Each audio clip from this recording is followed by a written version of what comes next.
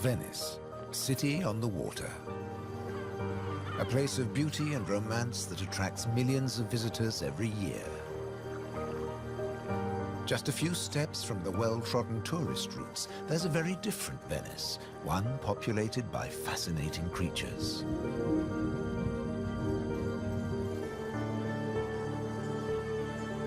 This film explores a Venice that few people ever see, a city that has a surprising double life.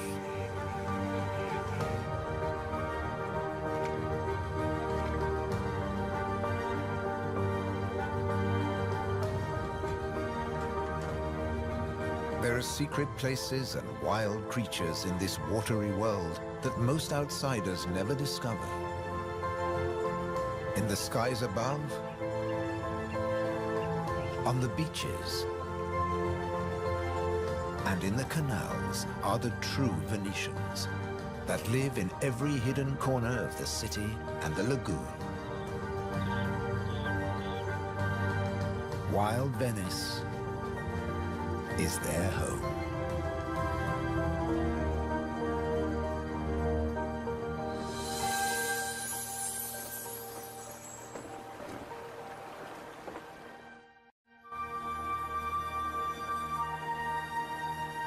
The city of Venice is built on sand, in a lagoon between the sea and the land. First formed from river sediments, man has since created an ecosystem as fragile as Murano glass. Covering 550 square kilometers, it's one of the largest wetlands in the Mediterranean. Flamingos arrived at these Venetian waters quite recently. They crisscross the Mediterranean from North Africa to France's Camargue, to Sardinia, Tuscany, and now Venice.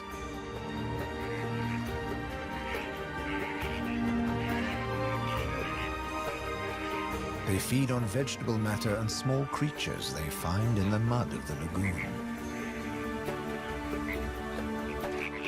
In the shadow of Venice, the lagoon is the northernmost flamingo habitat in Europe.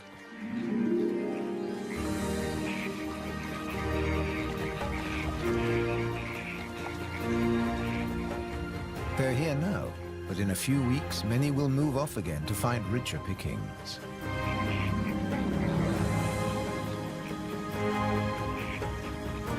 Their takeoff may look clumsy, but once in the air, their flight is balletic and elegant.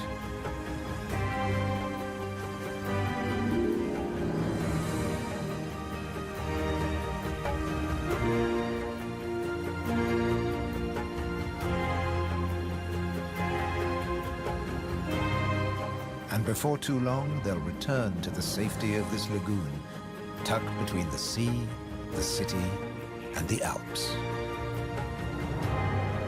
The distant peaks helped form the lagoon. The mountain streams washed their rocky sediment towards the sea to make this habitat.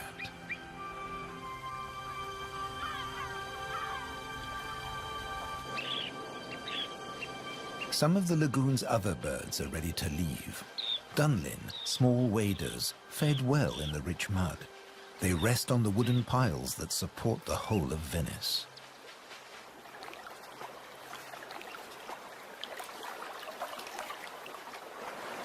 It's spring, time to head off to their northern breeding grounds.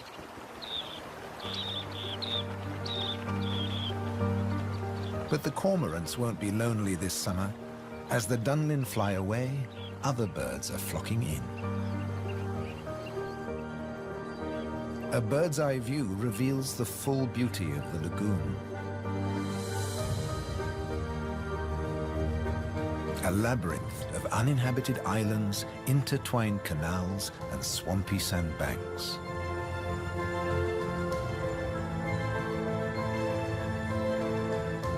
These marshy wetlands are known as the Barene. To survive here, plants need to like salt water and flooding. Natural arteries called gabi meander through the brackish gardens, keeping the lagoon alive. The same waters flow through the city. The curving streams between the islands became the magical canals of Venice.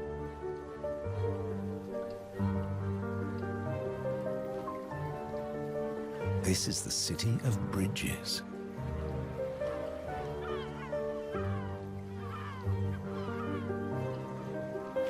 Visitors are mesmerized by the romance of the canals and the ancient architecture, and often miss the smaller, wilder sights around them.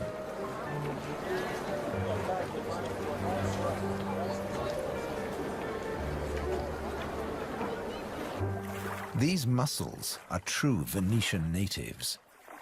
And now, in spring, they're breeding. The males spawn into the water, and each female produces up to 10 million eggs. Most of the larvae are eaten by other inhabitants of the canals, but up to 10,000 young shellfish will survive.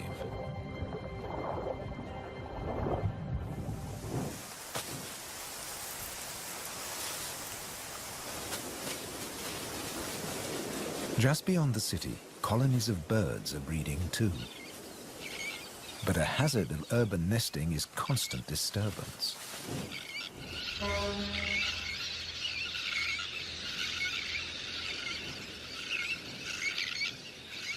Little terns will quickly fly back to their eggs and can miraculously find their own nest scrapes in the crowded colony. Their cousins, the sandwich terns, lay their eggs directly onto the sand. If the terns are disturbed, they have little time for incubating their eggs. The sand won't keep them warm for long.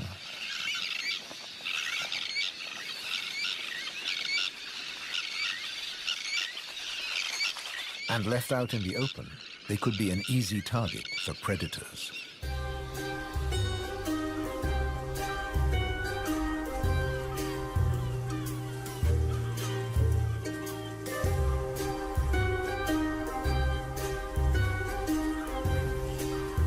Foxes are the biggest predators hereabouts. But from the air, he's easy to spot. The birds make it known he's not welcome anywhere near their nests.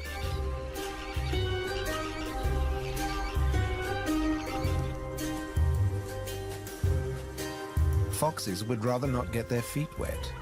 Hunting in these swampy areas is a frustrating business.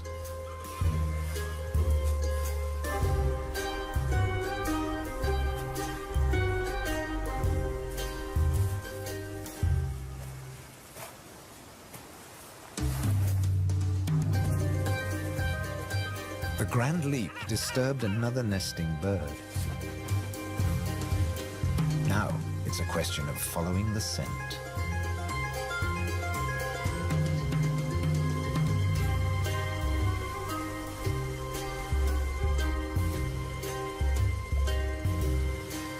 A welcome snack.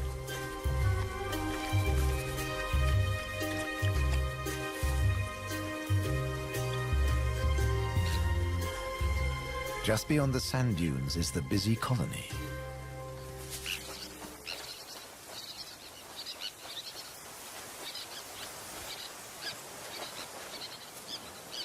In this mixed neighborhood, a pied avocet is brooding next to the sandwich terns.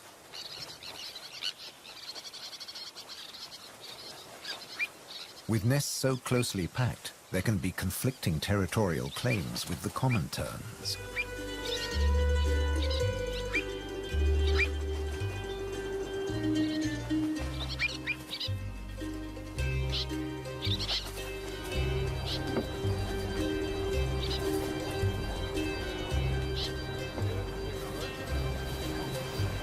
But the avocet stands his ground.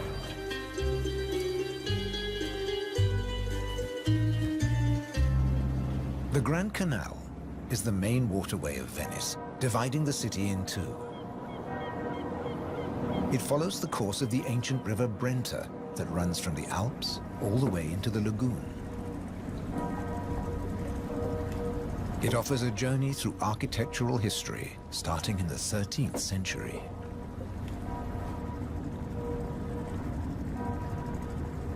The banks of the Grand Canal have other surprises to offer, like Palazzo Malipiero's Rose Garden.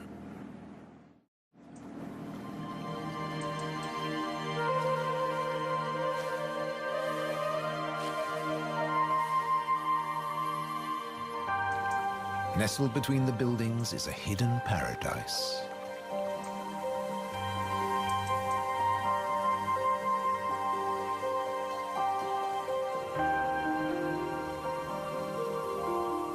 Now owned by a modern-day countess, it has been restored to its full glory, and no detail has been left to chance.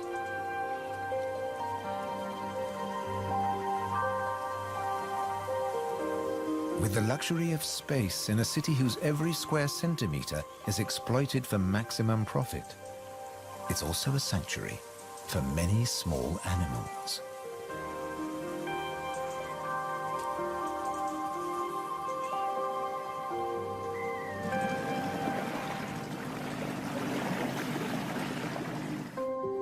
Every day, more than 50,000 tourists visit Venice. When the sun begins to set, the city's waterways empty. Venice belongs to the wild Venetians.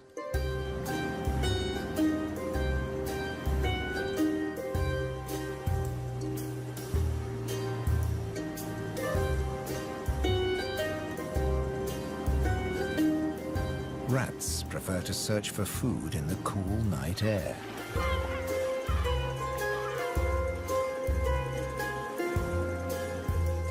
But they're not alone.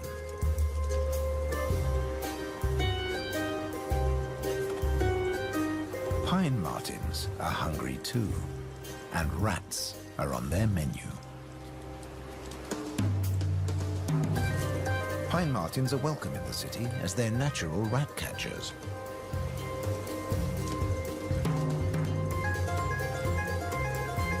Agile with a keen sense of smell, they can find and follow any rat.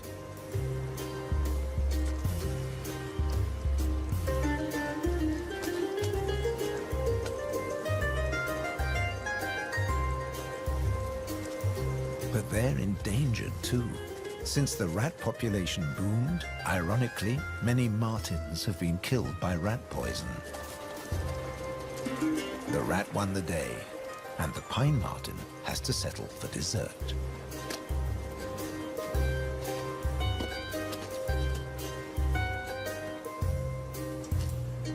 Not such a sacrifice, as pine martins are omnivores. Both meat and veg are on their menu. And sometimes the vegetarian meal is an easier option.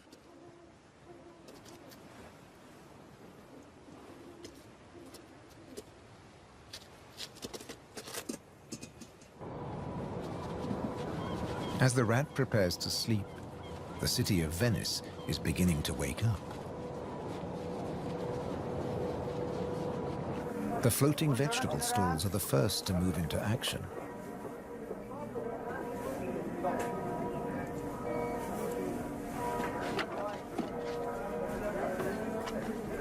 Soon these silent waterways will become busy highways again. In the 18th century, over 8,000 gondolas navigated the Venice canals. Now there are only about 400 left. Life in Venice may be moving with the times. But one thing never changes. It dictates the daily rhythms of the city and the lagoon.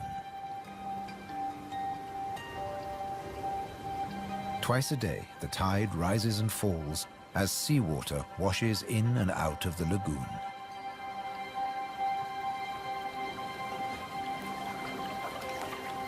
The water level changes by up to 60 centimeters. Smooth lakes disappear into swampy wetlands, only to return hours later.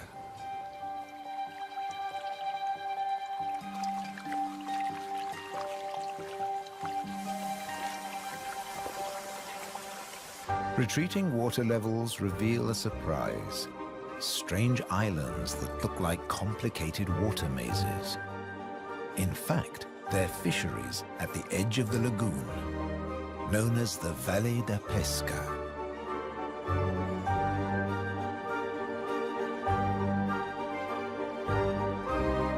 They've been worked by the same families for generations, using a simple but ingenious method.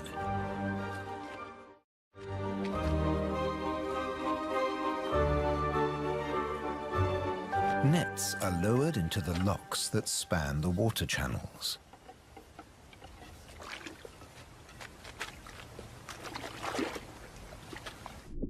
In the springtime, the locks bar the way to the young fish that stream into the lagoon to feed. The fishermen raise the nets and catch the small swarming fish in their thousands.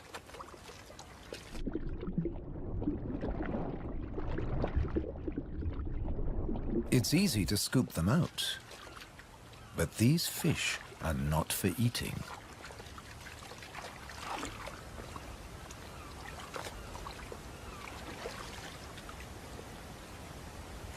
The fishermen place them on the other side of the bars and so trap them in the channels. Here, the spring fish are held under perfect conditions until they grow big enough to harvest.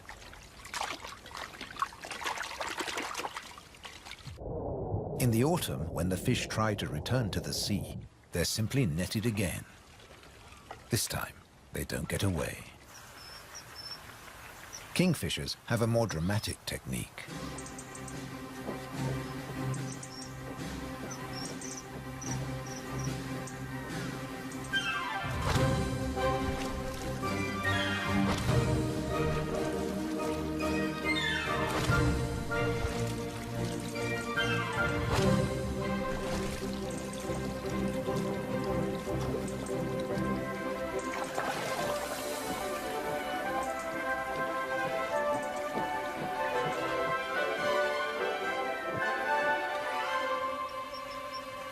They catch up to 20 fish a day, but need even more if they have nests with hungry growing chicks.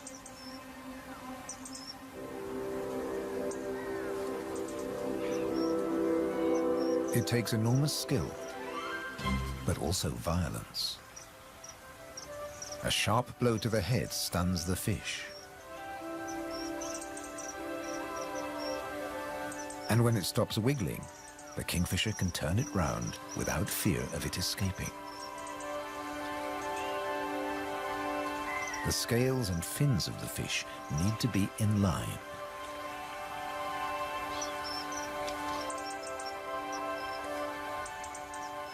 Now it's ready to swallow.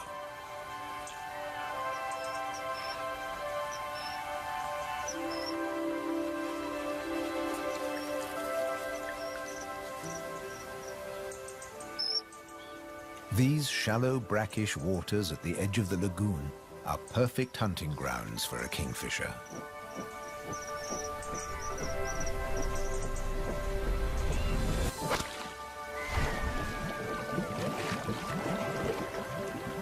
But not every dive is successful. They'll snatch the odd insect in the air, but 95% of the kingfisher's catch must be made underwater. The cormorant has an easier life, as does the little egret. And some don't even get their feathers wet while hunting. There are plenty of fish in the lagoon, but they're not only found in the wetlands. These waters flow through the city too. And there are fish to be caught in the canals. Beneath the bustling jetties of the famous vaporettos or water taxis, wildlife flourishes. Even here, the little egret can fish where the water is deeper and turbulent. It's not easy to keep an eye on a moving target from a moving base.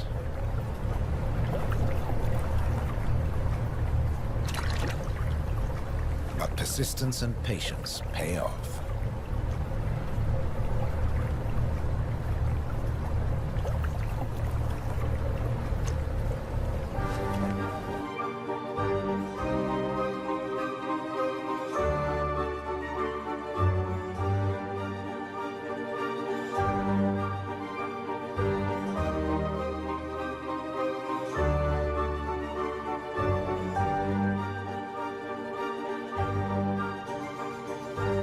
narrow inlets connect the lagoon to the sea. They're known as bocche, the Italian word for mouth. In spring, the fish travel into the lagoon because it's shallow, warm, and full of food. And in the autumn, they travel back out to the Adriatic Sea. The lagoon's fishermen understand the rhythms of the sea. But there was one phenomenon that remained a mystery for many years. When they cast their nets into the rich fishing grounds, they were torn to shreds. The fishermen believed that water spirits were grabbing their nets and named the area the Tenue, or Hold Fast. The Hold Fast was in fact a jagged reef, an unexpected and magical aquatic paradise. These unique natural rock formations are similar to coral reefs.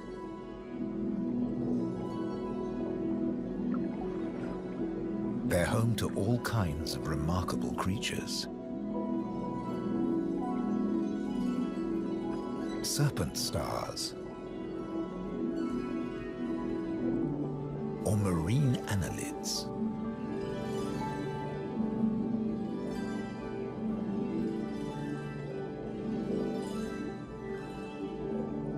This precious area is now protected.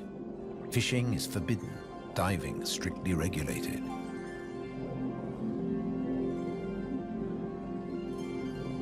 Even harvesting a shellfish delicacy like these canestrelli is banned.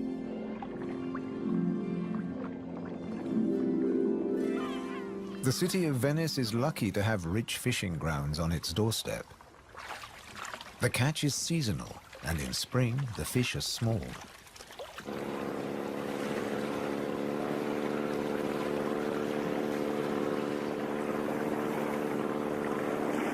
But the fishermen will go out, as long as they can find a buyer.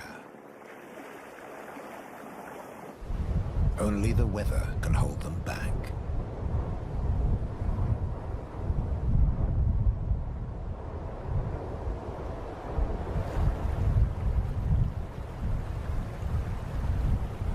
City and wetlands are both at the mercy of the elements. A storm is heading towards the lagoon. When rain-bearing clouds build up against the southern face of the Alps, and when warm southerly winds whip up the sea, water is driven into the lagoon, flooding the city and engulfing the swampland.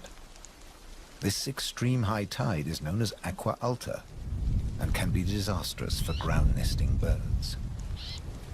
Thankfully, it's rare in the springtime. It strikes more often in the autumn. Storms can vanish as fast as they arrive, and the limpid sunlight that Venice is so famous for bathes the city again. In early summer, Venice teems with tourists.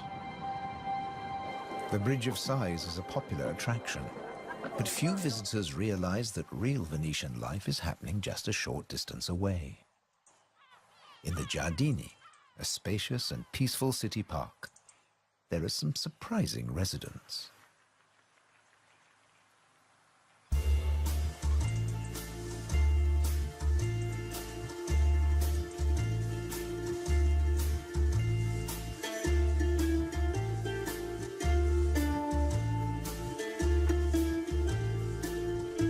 This prehistoric-looking creature is an amorous green toad looking for a mate.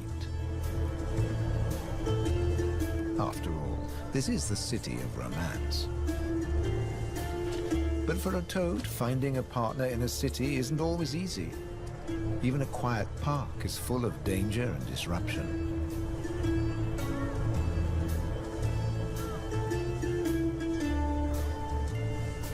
On the plus side, few of the park's visitors notice the presence of the toad, as it blends in so well with its surroundings.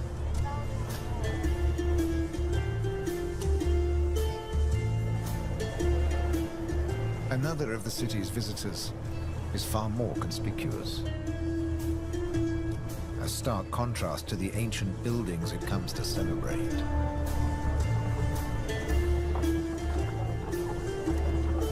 and a danger to the fragile city. The toad at last finds a more secluded waterside spot. Soft light, gentle fountains, the perfect place to mate. Venice is full of secret places hidden away from the main tourist routes. A traditional gondola repair shop nestles between the city's Zattere and Dorsoduro districts.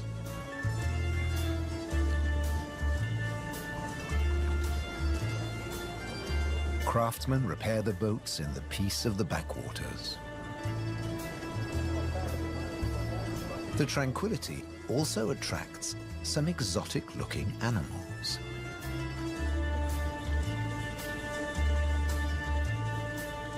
Geckos are not native to Venice, but they've settled in well here. During the day, they'll sun themselves on warm stone.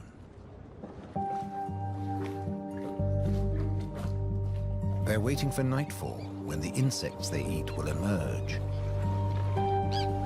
And in the golden light, birds that hunt geckos settle in for the night. Terns fly back to the safety of the colony, and others enjoy a final bath. Evening always brings a measure of peace to the city. The Grand Canal is now very quiet, a perfect time for the gecko.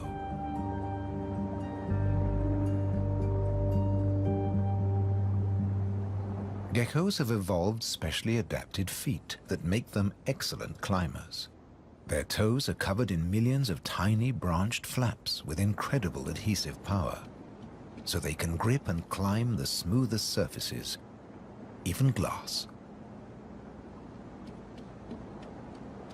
The city is empty now. The Grand Canal is deserted.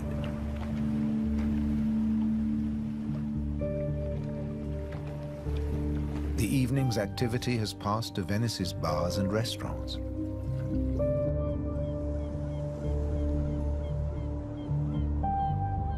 By the time the tourists are safely tucked up in their beds, the city is like a ghost town.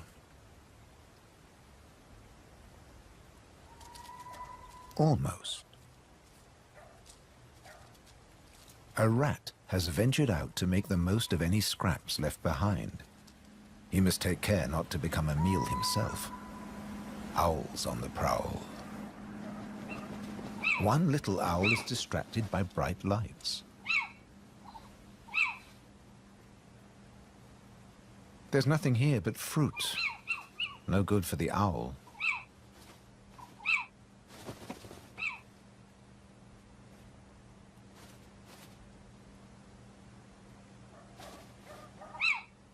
This house call hasn't paid off. Time to make a swift exit. The lucky rat will make it home tonight.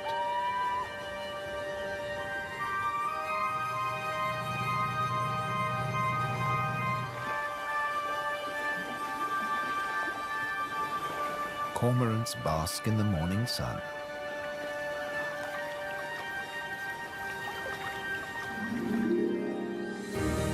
The terns start fishing early. The colony is now a hive of activity.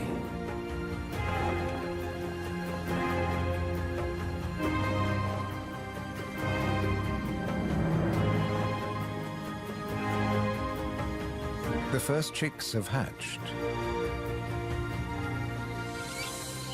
Exhausted from the effort of breaking out of the egg.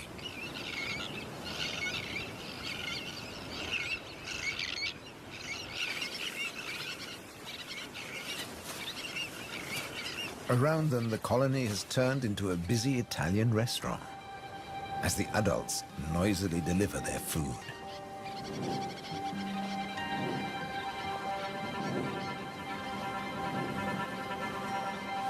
The chicks blend in well with the sand. Their cries for food are a new and insistent sound on the beach.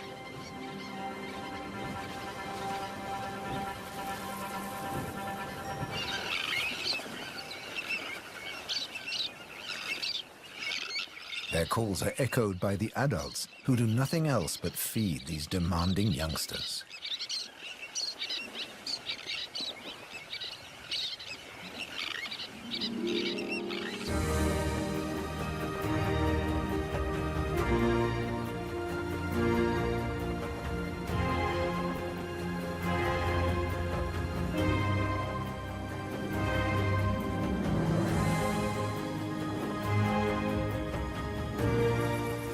It's hot and humid, and the lagoon is at its most beautiful.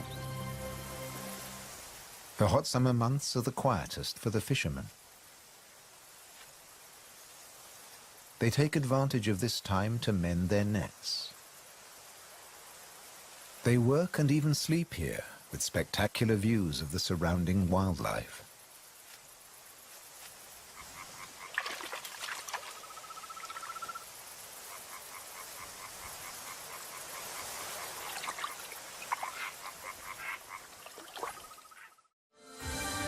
About 8% of the lagoon's surface consists of islands. 20,000 people once lived on Torcello. Now only the cathedral tower remains. Burano is known for its colorful buildings. San Francesco del Deserto is home to a Franciscan monastery. The island of Madonna del Monte is being swallowed by the lagoon, but the ruins of its monastery still stand proud.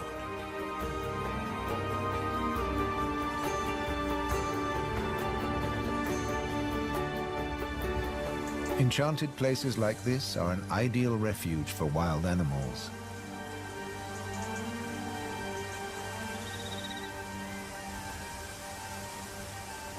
And the island's ancient monastery has some new inhabitants.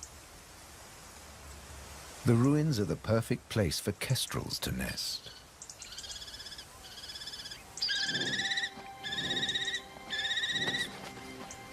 The hungry chicks are nearly as big as the adults and almost ready to fledge. Feeding this brood is a full-time job for both parents.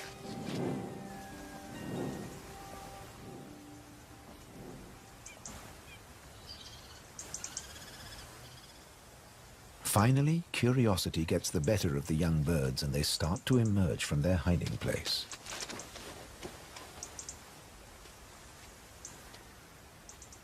The first nervous explorer is soon followed by a sibling. They wait cautiously on a ledge, while one of the adults watches from afar.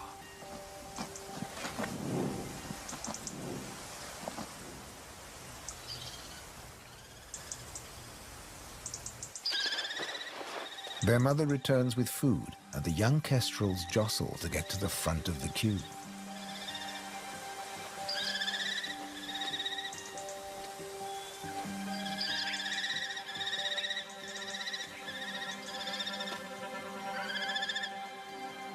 The keenest and the loudest chick is fed first.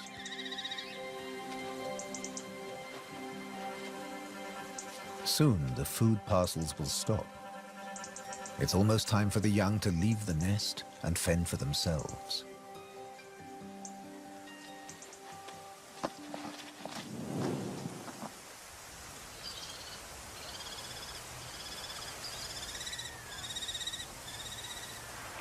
Not all of the lagoon is quite so peaceful. Venice's Lido, with its luxury hotels, is where the human bathers gather.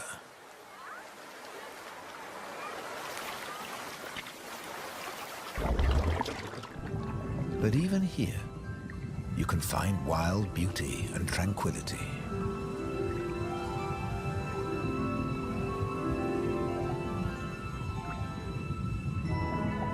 In the Tenue, Venice's reef, one of nature's most delightful performances is in full swing. The squid's mating dance. The pair move together like synchronized swimmers as waves of rainbow colors pulse along their bodies.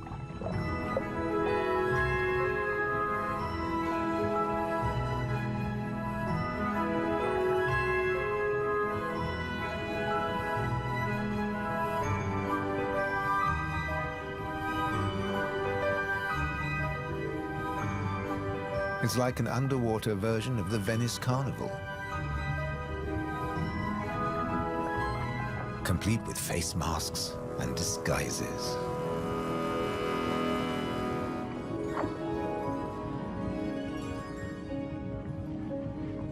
Decorator crabs change their shape by attaching sponges and algae to their bodies.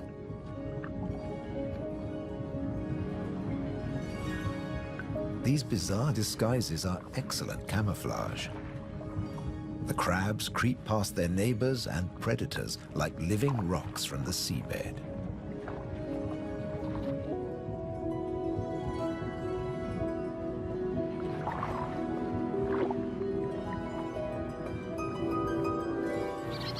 The tern colony just beyond the city is flourishing. The chicks have fed well and are strong and healthy.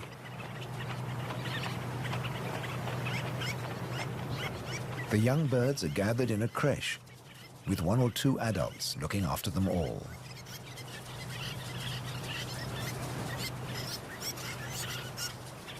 Today's lesson is elementary flight, but the teacher's demonstration is over in a flash.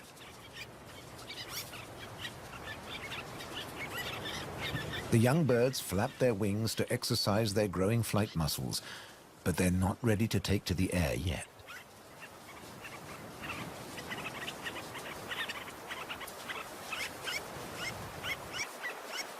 Before long, they'll be flying as well as their parents. The young kestrels are also preparing for takeoff. They bravely take the plunge and launch themselves into the air.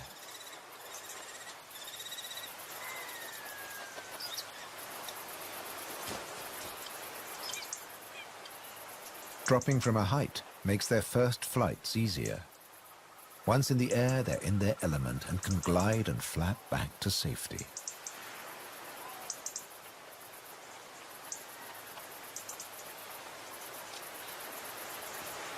These first flights mark the end of their parental care. Now they have to find their own territory.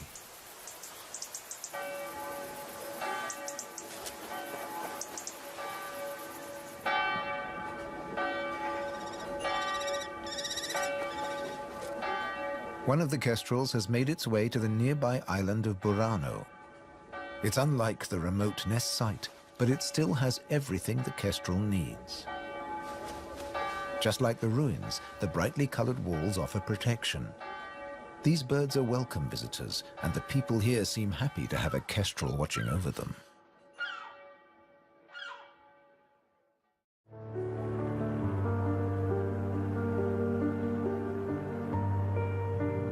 Autumn has arrived, and the wetlands once again change color.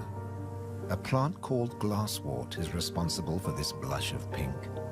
It flourishes in the swampy salt marshes.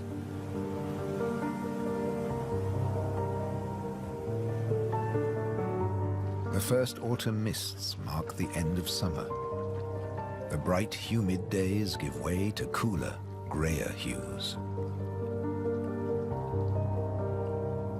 The sea and the sky seem to merge into each other. Now in September, the sea is generally calm. But from the autumn equinox, there are high tides. And sometimes, Venice floods. For now, the water is still and shimmers like liquid mercury. When the temperature drops, the beaches are finally too cold for tourists. Animals better equipped to bear the chill reclaim them. A hungry fox sniffs along the shore looking for food.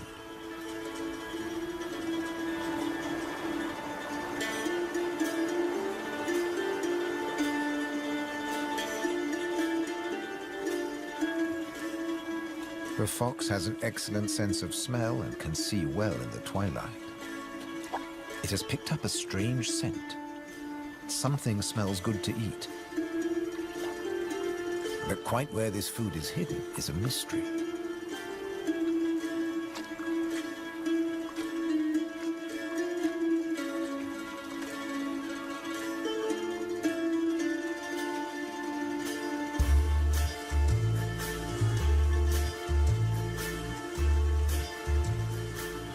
Crabs have been crossing the beach, leaving behind a number of trails, and the fox is very confused.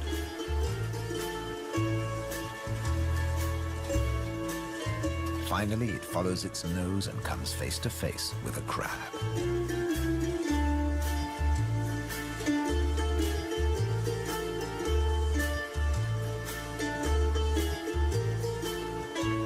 It's an unequal battle, but the crab has the advantage of armor and weapons.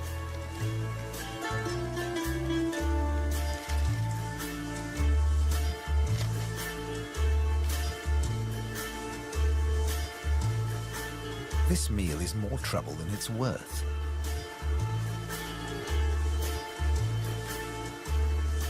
There must be easier pickings.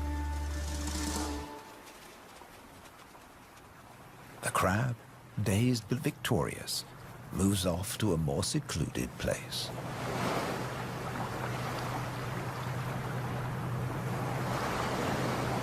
More crabs congregate on the shoreline looking out to sea. But just across the water, the residents of Venice are having a less comfortable time. The waters of the lagoon are creeping into the city.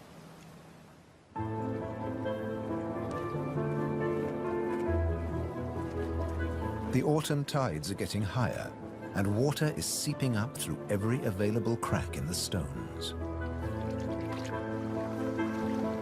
The threat of acqua alta, the extreme high tide, is increasing every day. A combination of rising tides and the Scirocco winds cause this extreme event, and the rain just adds to it. Much of the city is only just above sea level, so there's very little to stop the floodwaters. This may look like a swimming pool, but it is in fact St. Mark's Square. Fortunately, this only lasts a few hours.